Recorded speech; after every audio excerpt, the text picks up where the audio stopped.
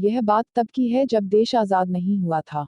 नेताजी सुभाष चंद्र बोस ने देश के लोगों से अपील की थी कि उनके घर से एक आदमी उनकी सेना में भर्ती हो और देश के लिए लड़ाई में अपना योगदान दे। इस अपील को सुनकर पहाड़ी प्रदेश में रहने वाली एक बूढ़ी माँ बहुत खुश हो गई, क्योंकि वह अपने देश से बहुत प्यार करती थी और वह चाहती थी कि उसका बेटा भी सुभाष जी के सेना में भर्ती होकर देश के लिए लड़े। जब बूढ़ी माँ के बेटे को उनकी इच्छा पता चली तो वह भी खुशी खुशी सेना में जाने के लिए तैयार हो गया और अपने माता का आशीर्वाद लेकर सेना में भर्ती होने के लिए पहुंच गया।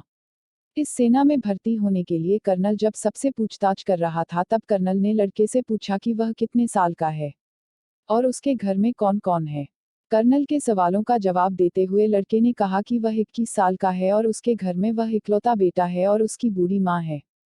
लड़के की बातें सुनकर कर्नल ने उसे सेना में भर्ती करने के लिए मना कर दिया, क्योंकि नेताजी सुभाष चंद्र का आदेश था कि घर के इकलौते बेटे को सेना में भर्ती ना किया जाए, जिससे परिवार का सहारा कहीं छीन ना जाए। हालांकि लड़के ने कर्नल की बहुत विनती की और उसे सेना में भर्ती कर लेने के लिए कहा, लेकिन कर्नल ने उसकी एक न सुनी और उसे घर वापस लौट जाने के लिए कहा। निराश होकर लड़का घर लौट गया और सारी घटना अपनी माँ को बताई। इस दुख को उसकी माँ सहन नहीं कर पाई और उसे आखिरी कुछ शब्द बोलकर वह अपना देह त्याग गई।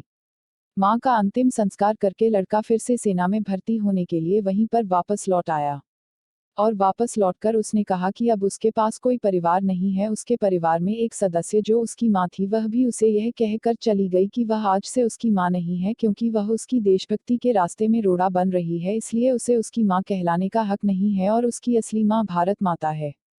इन सारी बातों का नेताजी को जब पता चला तो उन्होंने इस देशभक्त माता को श्रद्धांजलि दी और उनके बेटे को सेना में भर्ती कर लिया और उन्हें कप्तान की पोस्ट पर नियुक्त कर दिया। दोस्तों, यह होती है सच्ची देशभक्ति और यह होता है देश के लिए बलिदान। घरों पर झंडे लगाने से या स्पीकर पर देशभक्ति के गाने बजाने से देशभक्ति साबित नहीं होती। देशभक्त के दिलो दिमाग सब जगह देश छाया रहता है। भारत में ऐसे देशभक्तों की कोई कमी नहीं है। ऐसे देशभक्तों को सलाम। भारत माता को सलाम।